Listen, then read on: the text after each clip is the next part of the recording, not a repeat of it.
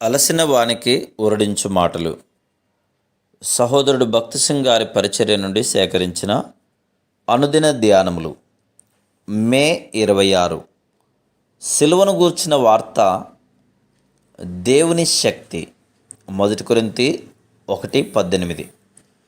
సిలువ వైపు చూచుట ద్వారా మార్చబడిన జీవితంను గూర్చిన ఒక ఉదాహరణ కలదు. ఒక చిత్రకారుడు సిలువలో వేలాడుచున్న యేసు ప్రభు యొక్క చిత్రపటమును చిత్రించెను. అతడు యూదుడు. అతనికి క్రీస్తునందు విశ్వాసం లేదు. కొంతకాలం తర్వాత అతడు ఒక యవనురాలి ప్రతిరూప చిత్రమును చిత్రించుటకు ఆరంభించెను. ఆ అమ్మాయి స్టూడియోకు వచ్చినప్పుడంతా ఆ సిలువ మీద ఉన్నది ఎవరు అని ఆ చిత్రకారుని ప్రశ్నించుచుండెను. ఆ ప్రశ్న అతన్ని కలవరపెట్టుచే, దానిని గురించి నన్ను తొందర పెట్టకుము, ఇప్పుడు నేను నీ చిత్రమును గీయవలను అనెను. ప్రతిదినము తన చిత్రము కొరకు ఆమె వెళ్ళవలసి వచ్చేది గనుక ఆమె ఆ సిలువపైనున్నదెవరు అని ప్రతిదినము అడుగుచూనే ఉండెను. చిట్ట చివరకు అతడు ఆమెకు సిలువను గూర్చిన కథ చెప్పవలసి వచ్చెను. క్రీస్తు ఎట్లు మరణించనో, సమాధి చేయబడనో, ఎట్లు తిరిగి లేచినో కొద్ది మాటల్లోనే చెప్పెను. ఒక దినమున, నేను చనిపోచున్నాను, దయచేసి వచ్చి నన్ను చూడుము అని ఆ అమ్మాయి యొద్ద నుండి చిత్రకారునికి వర్తమానం వచ్చెను గనుక అతడు వెళ్ళెను.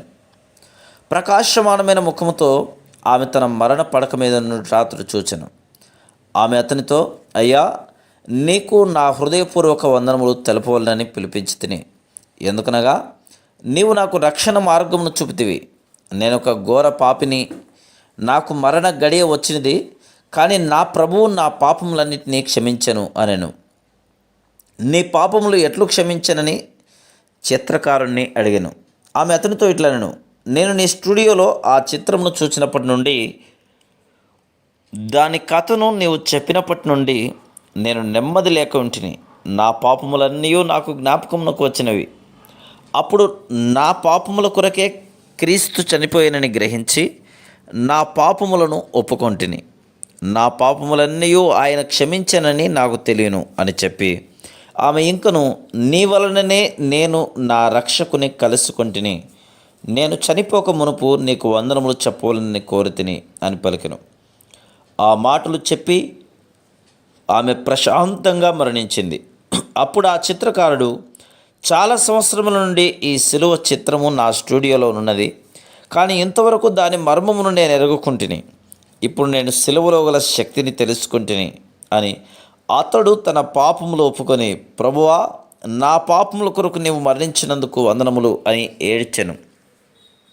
ఆ తర్వాత అతడు సిలువ వేయబడిన యేసుక్రీస్తు ప్రభు యొక్క మరొక క్రొత్త చిత్రమును చిత్రించుట్లో అనేక సంవత్సరములు గడిపెను.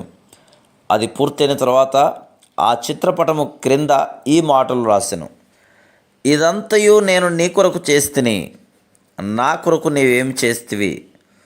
కొంతకాలమునకే ఆ చిత్రకారుడు మరణించెను. ఆ చిత్రపటము బెర్లిన్లోని చిత్రకళా ప్రదర్శనశాలలో ఉంచబడింది. ఆ ప్రదర్శనశాలలోని చిత్రములు చూచుటకు అనేకులు వెల్లడివారు. ఒక దినమున మిక్కిలి ధనవంతుడైన అధిపతి మంచి చిత్రపటమును కొనదలచి ఆ వస్తు ప్రదర్శనశాలలోని చిత్రములను చూచుటకు వెళ్ళెను. అన్ని చిత్రపటములను చూస్తూ ఆ సిలువ చిత్రము యొద్దకు వచ్చెను. ఇదంతయు నేను నీ కొరకు చేస్తుని, నా కొరకు నీవేం చేస్తివి అను మాటలు అతనిని ఆకర్షించెను. ఆ అధిపతి ఆ చిత్రపటం నుండి తన దృష్టిని మరల్చలేకపోయాను.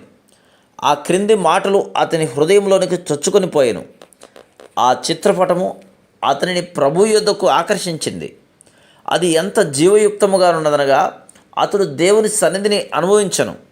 ప్రభువే తన ప్రక్కన నిలిచి ఈ మాటలు పలికినట్లు అనిపించింది, ఇదంతయు నేను నీ కొరకు చేస్తుని, నా కొరకు నీవేం చేస్తివి.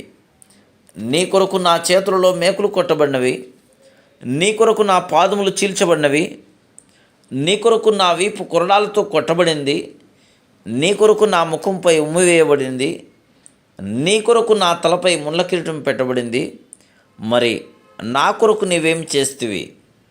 ఆ అధిపతి ఆ స్థలమును వదలలేకపోయాను. తనలో తాను, నా కొరకే అని అనుకొనుచుండెను. అతని పాపములు ఒక్కొక్కటి జ్ఞాపకమునకు వచ్చినవి. ఆయన నా కొరకు మరణించెను అని ఏడ్చెను. కన్నీరు అతని చెక్కిళ్లపై నుండి కారుచుండెను. అక్కడే నిలిచి గంటల కొలది కన్నీరు కార్చుచుండెను. కావలివాడు వచ్చి, అయ్యా, ఆలస్యమవుతుంది, నేనింటికి వెళ్ళవలనని పలికెను. ఆ అధిపతి ఆ చిత్రపటమును కొని తన ఇంటికి తీసుకుని పోయాను. ఫలితంగా అతడు తనకున్నదంతయు అమ్మి సువార్త కొరకు ఉపయోగించెను. ప్రభువా, నీవు నా కొరకు ఎంతో చేస్తేవి, ఇప్పుడు నా సమస్తము నేను నీకిచ్చున్నాను అనెను. ఆ విధంగా అతడు మొరేవియన్ మిషన్ స్థాపించెను. అప్పటి నుండే అనేక దేశములలో సువార్త శక్తితో ప్రకటించబడి లక్షలాది ప్రజలు సిలువ వైపు ఆకర్షించబడిరి. Praise the lord.